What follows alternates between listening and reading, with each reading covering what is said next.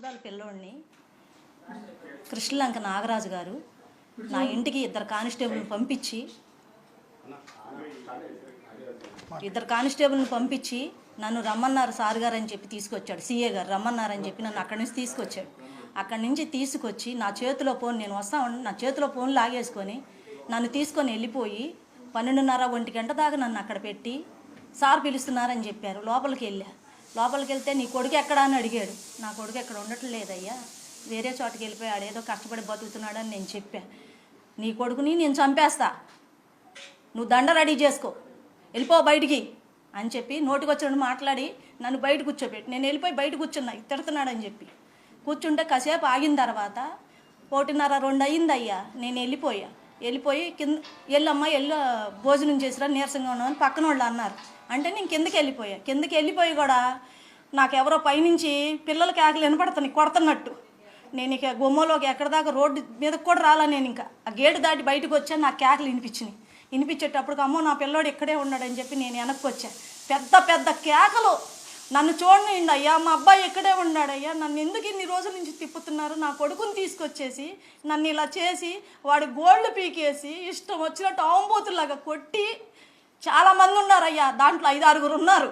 నా బిడ్డను పట్టుకొని కొట్టి ఆ బాబురాగాడు బండెక్కించుకెళ్ళి నా బిడ్డను ఏం చేశాడో మీ అందరికీ న్యాయంగా ఉంటే, ఆ బాధ బరాయించలేక మా చెల్లికి వచ్చి చెప్పుకొని వాళ్ళని తీసుకెళ్తే ఆవిడ లాయర్ని తీసుకొని వెళ్తే మేము తీసుకురాలేదమ్మా అని కాసేపు, ఎక్కడన్నా ఉన్నాడేమోలే కనుక్కుంటామని కాసేపు అలా చెప్పి మమ్మల్ని మబ్బీ పెట్టాడు.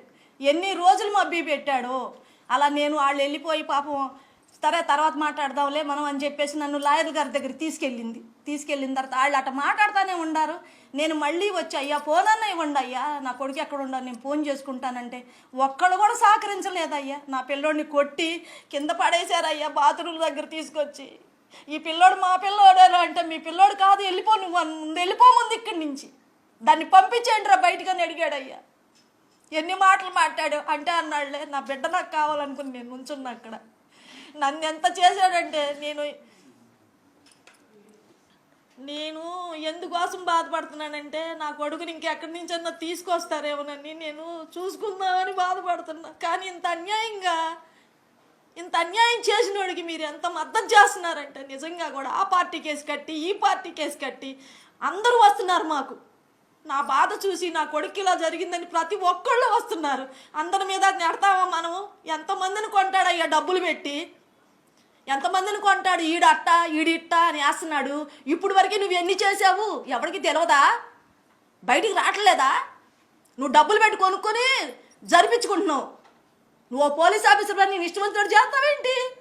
ఒక్క కొడుకు 23 ఏళ్ల కుర్రాడిని నువ్వు అతి దారుణంగా కొట్టి మూట కట్టి పక్కన పారేసి తెల్లారి తీసుకెళ్ళి నువ్వు దానం చేయటం నువ్వెవడవే? నీకేంటి సంబంధం? నీకు నాకేమైనా సంబంధం ఉందా? నా పిల్లోళ్ళు అంత దారుణం చేస్తావా? నాకు జరిగిన పరిస్థితి, నా బిడ్డకు జరిగిన పరిస్థితి ఎవరికి రాకూడదని నేను మీ అందరికీ దండం పెట్టి చెప్పుకుంటున్నా. నా పిల్లోడిని నాకు ఉంటే చూపించండి, లేకపోతే నాకు అంత ఇవ్వండి, మట్టన్నా ఇవ్వండి. పోనీ ఎక్కడ చేశాడో చెప్పండి, వెళ్ళిపోతాను నేను అక్కడికి. నేను వెళ్ళిపోతాను. నాకు ఈ కేసులు ఈ రాజకీయాలు నాకు నచ్చవు. మేము ఉంటే తిన్నాం, లేకపోతే బతికాం. మేము ఒక్క మాట మీదే బతికాం ఫస్ట్ నుంచి కూడా. మేము ఫస్ట్ నుంచి ఒక్క మాట మీదే బతికాం. ఇవాళ మేము ఇంతమందిలోకి వచ్చి అయ్యా నా బిడ్డను చూపించిండంటే ఏదేదో అంట కడుతున్నారు. ఆడట్టా ఈడిట్టా అని. దయచేసి మీరు నాకు రాజకీయాలు పొలవద్దు, నా కొడుకు రాజకీయాలు పొలవద్దు అయ్యా, మీకు దయచేసి చెప్తున్నాను. మేము అలాంటి వాళ్ళం కాదు. మేము అందులో బతికితే ఎట్టెందుకు అయ్యా? తింటానికి తిండి లేకుండా, కట్టుకుంటానికి గుడ్డలు లేకుండా ఆ బిడ్డ మార్కాపురంలో బతకాల్సిన అవసరం ఏంటి? కావాలంటే మీకు చూపిస్తా వాళ్ళని ఎలా ఉన్నాడో, ఎలాంటి మంచమో, ఎలా పడుకున్నాడో.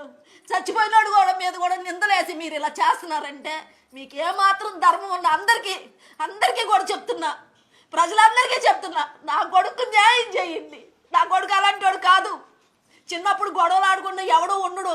పెద్దోళ్ళ ఎద్దుల్లాగా ఉండి కాంతప్పులు చేసి డబ్బులు కమ్ముడిపోతున్నారు. సిగ్గు అనిపించట్లేదా? ఓ పిల్లాడిని చంపేసి దారుణంగా తీసుకెళ్ళి దహనం చేసి నా కడుపు ఎంత కోత పెట్టి నీకు సిగ్గు లేకుండా మాట్లాడుతున్నావే. నాకు ఎంత బాధగా ఉంది. నేనేనాడన్నా బయటకు వచ్చానా? నిన్ను ఎన్నిసార్లు అడుక్కున్నాను? అయ్యా ఒక్కసారి చూపించయ్యా, ఫోన్ చేపించండి అయ్యా, ఒక్కసారి మాట్లాడుచుండి అయ్యా, నా మాట ఇంటాడు పలుకుతాడయ్యా అంటే ఫోన్ లేకుండా చేసి పిల్లోడిని చంపేసి ఏం మాట్లాడతాడయ్యా? ఎవడిచ్చాడు వీడికి ధైర్యం? కాల్చేయమని చంపేమని? నా కొడుకు నాకు కావాలి, తీసుకురండి. మీరందరూ ఇన్ని పార్టీలు అడిగేసి అంట కడుతున్నారు కదా. నా బిడ్డ దగ్గర ఎత్తిరి పగల అన్నం ఎక్కగా నీరసం వచ్చి పడిపోతున్నా. ఆ నీరసంలోనే నేను తిరిగా. నా పిల్లోడికి నాకు తీసుకురండి. మీరు అందరూ పార్టీల గొడవలో మమ్మల్ని పెట్టొద్దు దయచేసి. మేము పార్టీ వాళ్ళం కాదు, మాకు ఎటువంటి సంబంధం లేదు. మీరు పూసుకుంటే పూసుకోండి, మాకు అక్కర్లా. నా బిడ్డ కావాలని నేను వచ్చా. మీకేమాత్రం ధర్మంగా ఉన్నా నా పిల్లోడిని తీసుకొచ్చి, లేదంటే ఇంత బట్టి ఇవ్వండి, వెళ్ళిపోతా. అదే చూసుకొని నా కొడుకు నేను ఎందుకన్నా మాట్లాడలేదు. నా బిడ్డ నాకు కావాలి. నాకు నేను అన్నం ఉంటే తినిపించుకునే రాదే, కష్టపడి అంట పడుకునేవాళ్ళం తినకుండా. అంతేగాని ఈ దొంగ రాజకీయాలు చెయ్యొద్దయ్యా, దయచేసి చెయ్యొద్దు. మా మీద పెట్టొద్దయ్యా, మా మీద పెట్టొద్దు. ఇప్పటికే నలిగిపోయి ఏడుతున్నా నేను. రోజు కనపడుతున్నాడు. రోజు నా బిడ్డ ఎంత అన్యాయం చేశారు, నా బిడ్డ ఎంత అన్యాయం చేశారు. నేను ఎంత బాధపడుతున్నాను. ముద్ద గోడ ఎక్కట్లే నాకు.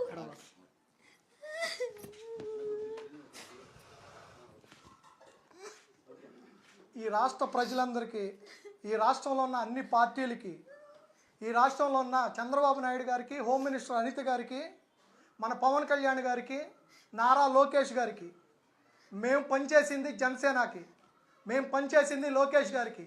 మమ్మల్ని ప్రశ్నించమంది జనసేన నాయకుడు పవన్ కళ్యాణ్ గారు. మా దగ్గరికి రాజీకి వచ్చింది, మమ్మల్ని ఒప్పిస్తానికి, మమ్మల్ని బెదిరిస్తానికి, మా ఇంట్లో వాళ్ళని బెదిరిస్తానికి, ఆడపిల్లలను బెదిరిస్తానికి వచ్చింది జనసేన నాయకుడు, తూర్పు నియోజకవర్గ ఇన్ఛార్జి అంబిశెట్టి వాసు. ఈ ముఖంగా చెప్తున్నాం, మేము భయపడే వాళ్ళం కాదు. రాధారంగ మిత్రమండలికి, కొల్లకొండ శివాజీ గారికి, నరహరిశెట్టి నరసింహరావు గారికి, అంబటి రాంబాబు గారికి, మరియు లోకేష్ గారికి, అవినాష్ గారికి, దేవినేని అవినాష్ గారికి, మల్లాది విష్ణు గారికి, వీళ్ళందరితో పాటు చెన్నుపాటి శ్రీను గారితో పాటు ఈ విజయవాడ సిటీలో, నగరంలో ఉన్న అన్ని కులాలు, అన్ని మతాలు, అన్ని పార్టీలు మాకు సపోర్ట్గా నిలిచాయి. మాకు కులం లేదు, మాకు మతం లేదు. మా ఫ్యామిలీలో ఒక అక్కకు అన్యాయం జరిగి ఆడబిడ్డ అలా ఏడుస్తుంటే కళ్ళ నీళ్ళ పెట్టని పోలీసు లేడు. మేము పోలీసు వ్యవస్థను మొత్తాన్ని విమర్శించట్లా. మేము విమర్శించేది 6 టౌన్ సిఐ నాగరాజుని, ఆ 6 టౌన్లో ఉన్నటువంటి కానిస్టేబుల్స్ని, ఆ 6 టౌన్ పరివారం మొత్తాన్ని విమర్శిస్తున్నాం. పోలీసులు అంటే ఇంటికి పెద్దన్నయ్య పాత్ర పోషించాలే తప్ప ఏ పోలీసు కూడా చట్టాన్ని తన చేతిలోకి తీసుకొని మనిషిని తీసుకొచ్చి చిత్రహింసలకు గురి చేసి, హత్య చేసి, నిర్దాక్షిణ్యంగా తీసుకెళ్లి దహనం చేసి, వాళ్ళ ఇష్టానుసారంగా అతికలు కూడా ఇవ్వకుండా బేరసారాలకి దిగుతూ రాజకీయాలకి, రౌడీయిజాలకి పాల్పడుతూ మా ఓడు రౌడీ అంటున్నారు, మా ఓడి మీద కేసులు ఉన్నాయంటున్నారు. నిజంగా కేసులు కనుక చెయ్యాలి అనుకుంటే మేము ఇంతమంది ఉండి కూడా ఒక్కళ్ళ నాయకుడితో ఫోన్ చేయించామేమో మీరు కనుక్కోండి.